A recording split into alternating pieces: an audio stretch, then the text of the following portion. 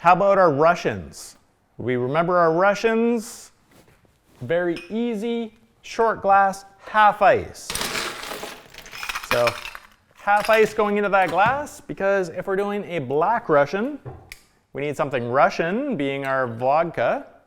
So 1.5 ounces of our vodka and 1/2 ounce of our coffee liqueur. So think of your flavors that you have coming together. Really, vodka, coffee, not much to it at all. So garnish with a cherry, you end up having a black Russian. If we're going to make it a white Russian, we're going to add some cream to that. We could do a tequila version as well. So same kind of thing. Let's go with a short glass. Half ice. If I'm going with tequila, how much tequila? 1.5 ounces. These two, very tasty. We're going to go with 1/2 ounce of our coffee liqueur.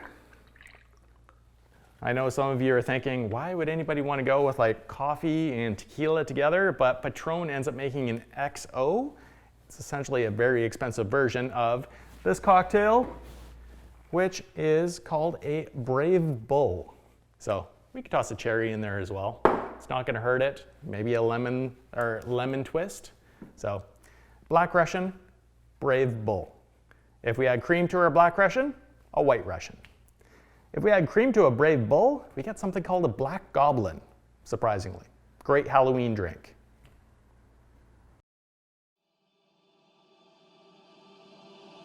Start Bartending is an online course covering everything you need to know to confidently begin as a bartender.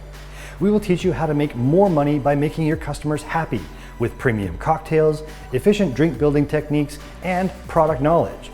Go to startbartending.com to sign up for the course that can change your career and create new opportunities for you.